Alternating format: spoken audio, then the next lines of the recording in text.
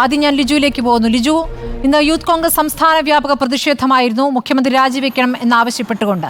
എല്ലായിടത്തും അക്രമാസക്തമായിരുന്നു, പ്രത്യേകിച്ച് തൃശ്ശൂരും കോട്ടയത്തും പത്തനംതിട്ടയിലും. തലസ്ഥാനത്ത് ഇത് പിന്നെ മണിക്കൂറുകൾ നീണ്ടു. സെക്രട്ടേറിയറ്റിന് മുന്നിലെ സംഘർഷം നമ്മൾ കണ്ടതാണല്ലോ.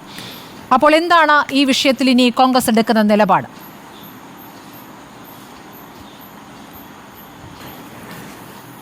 വളരെ ഗുരുതരമായ ഒരു വിഷയമാണ് നമ്മുടെ മുമ്പിൽ ഇപ്പോൾ ഉള്ളത്. സംസ്ഥാന ആഭ്യന്തര വകുപ്പിനെതിരെ ആരോപണം ഉന്നയിച്ചത് CPM-ൻ്റെ MLA ആണ്. അതും നിസ്സാരമായ ആരോപണമല്ല. സംസ്ഥാനത്ത് ക്രമസമാധാന ചുമതലയുള്ള DGP സ്വർണ്ണക്കള്ളക്കടത്ത് നടത്തുന്നു, കൊലപാതകം നടത്തുന്നു, തുടർച്ചയായ ഫോൺ ചോർത്തൽ നടത്തുന്നു, ഏറ്റവും നിയമവിരുദ്ധ പ്രവർത്തനങ്ങൾ, ഒരു മാഫിയയായി പ്രവർത്തിക്കുന്നു. അതിന് സംസ്ഥാന മുഖ്യമന്ത്രിയുടെ പൊളിറ്റിക്കൽ സെക്രട്ടറി P. ശശി കൂട്ടുനിൽക്കുന്നു. P. ശശി കൂട്ടുനിൽക്കുന്നു എന്ന് പറഞ്ഞാൽ മുഖ്യമന്ത്രി കൂട്ടുനിൽക്കുന്നതെന്ന് തന്നെയാണ് അർത്ഥം. കാരണം മുൻപ് ശിവശങ്കരനെ മറയാക്കി ലൈഫ് അഴിമതിയും സ്വർണ്ണക്കള്ളക്കടത്തും നടത്തിയതുപോലെ ഇപ്പോൾ ശശിയെ മുൻനിർത്തിക്കൊണ്ട് ഈ പ്രവർത്തനങ്ങളെല്ലാം നടക്കുന്നു. മുഖ്യമന്ത്രി അന്വേഷണം പിന്നെ പ്രഖ്യാപിക്കുന്നത് ഉടൻ തന്നെ ക്രമസമാധാനത്തിലുള്ള DGP-യെ മാറ്റും, അന്വേഷണം നടത്തും, ശശിക്കെതിരെയുള്ള ആരോപണവും അന്വേഷിക്കും. എന്ത് സംഭവിച്ചു? ഒന്നും സംഭവിച്ചില്ല. അജിത് കുമാറിന് താഴെയുള്ള സൂപ്രണ്ട് ഓഫ് പോലീസ് SP-മാർ ഉൾപ്പെടെ അന്വേഷിക്കുന്ന ഒരു അന്വേഷണ സംഘം ഈ ആരോപണങ്ങൾ അതേപടി നിൽക്കുകയാണ്. പിന്നെ കഴിഞ്ഞ ദിവസം പ്രതിപക്ഷ നേതാവ് ശ്രീ VD സതീശൻ അതീവ ഗുരുതരമായ അടുത്ത ആരോപണം ഉന്നയിച്ചു.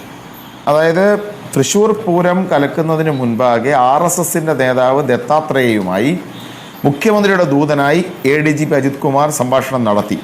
അതിനുശേഷമാണ് തൃശ്ശൂർ പൂരം പൊളിക്കുന്ന നടപടികളുണ്ടായത്. അന്ന് അജിത് കുമാറിൻ്റെ സാന്നിധ്യം ഉണ്ടായിരുന്നു.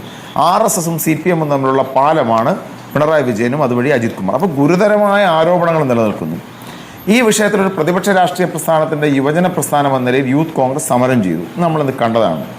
ഞങ്ങളിന്ന് പിന്നെ ഇതുമായി ബന്ധപ്പെട്ട് ആ സമരമുഖത്ത് ആദ്യം ഉണ്ടായിരുന്നില്ല. ഞാൻ ഈ വാർത്തകൾ ശ്രദ്ധിച്ചുകൊണ്ടിരിക്കുകയായിരുന്നു. സമാധാനപരമായി സമരം ചെയ്ത യൂത്ത് കോൺഗ്രസ്സുകാരെ എത്ര മൃഗീയമായിട്ടാണ് മർദ്ദിച്ചത്. യൂത്ത് കോൺഗ്രസിൻ്റെ സംസ്ഥാന ഉപാധ്യക്ഷനായിരിക്കുന്ന അബിൻ വർക്കിയുടെ തല അടിച്ച് തകർത്തു. ഖേമ കമ്മീഷൻ റിപ്പോർട്ടിൽ ആദ്യ പരാതി നൽകിയ ചെറുപ്പക്കാരനാണ്. വളഞ്ഞു വെച്ച് അയാളെ മർദ്ദിക്കുന്നത് കൊണ്ട് ഞങ്ങൾ എന്നിട്ടാണ് ഞാൻ ഉൾപ്പെടെയുള്ളവർ KPC ഓഫീസിൽ നിന്നും അവിടെ ചെന്നത്. അവിടെ ചെന്നപ്പോൾ നമുക്ക് കാണാൻ സാധിക്കുന്നത് നഗരത്തിലെ ക്രമസമാധാനത്തിൽ കൊടുക്കുന്ന ഒരു സബ് ഇൻസ്പെക്ടർ, CPM-ൻ്റെ അനുഭാവിയായി നിൽക്കുന്ന ഒരാൾ, CPM-നോട് ആഭിമുഖ്യം പുലർത്തുന്ന ഒരാൾ, CPM നേതാക്കന്മാരുമായി തോളിൽ കൈയിട്ട് ഫേസ്ബുക്ക് ചിത്രങ്ങൾ പോസ്റ്റ് ചെയ്യുന്ന അറിയപ്പെടുന്ന ഒരു CPM-കാരൻ, അയാളുടെ നേതൃത്വത്തിലാണ് മർദ്ദിച്ചത്. ചോര വാർന്ന് ചെറുപ്പക്കാരവിടെ കിടക്കുകയാണ്. KPCC അധ്യക്ഷൻ അവിടെ നേരിട്ട് വരേണ്ടി വന്നു.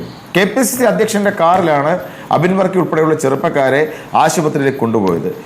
യൂത്ത് കോൺഗ്രസ് സംസ്ഥാന അധ്യക്ഷൻ രാഹുൽ മാങ്കൂട്ടത്തിൻ്റെ നഖം ചവിട്ടി അരച്ചു. അവിടെ സമരം ചെയ്ത പെൺകുട്ടികളെ മർദ്ദിച്ചു, അവരുടെ വസ്ത്രം വലിച്ചു കീറി, ക്രൂരമായ നരനായാട്ട് നടത്തി. എന്തിനു വേണ്ടി? അവരുന്നയിച്ച വിഷയങ്ങൾ ഏറ്റവും പ്രസക്തമായ കാര്യമല്ലേ?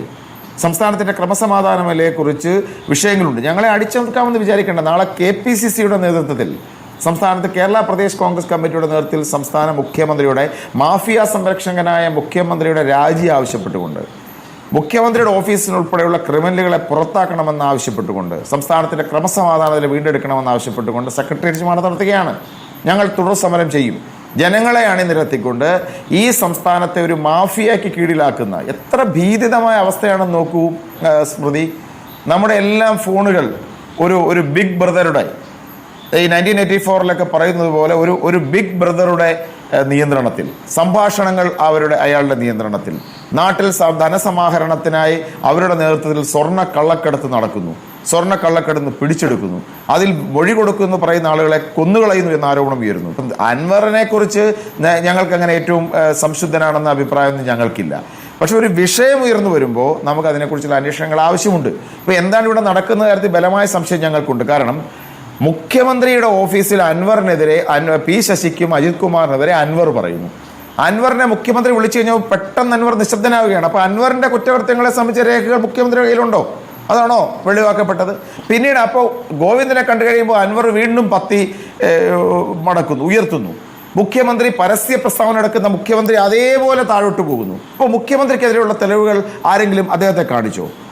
ശശിയുടെ കയ്യിൽ ഇതെല്ലാം ഉണ്ടോ? അപ്പോൾ ഒരു പരസ്പര സഹകരണ സംഘം, ക്രിമിനലുകളുടെ ഒരു നെക്സസ്, ഇവർ പോലീസിൻ്റെയും രാഷ്ട്രീയക്കാരും തമ്മിലുള്ള, അല്ലെങ്കിൽ പുറത്തുള്ള ക്രിമിനലുകളും തമ്മിലുള്ള ഒരു പൊളിറ്റീഷ്യൻ ക്രിമിനൽ പോലീസ് നെക്സസ്, ഒരു ക്രൈം സിൻഡിക്കേറ്റ്, കേരളത്തെ കാർന്നു തിന്നുന്നു എന്ന് പറഞ്ഞാൽ ആരുടെ ജീവനാണ് സുരക്ഷിതത്വമുള്ളത്? ശരി, ആർക്കാണ് സ്വകാര്യതയുള്ളത്?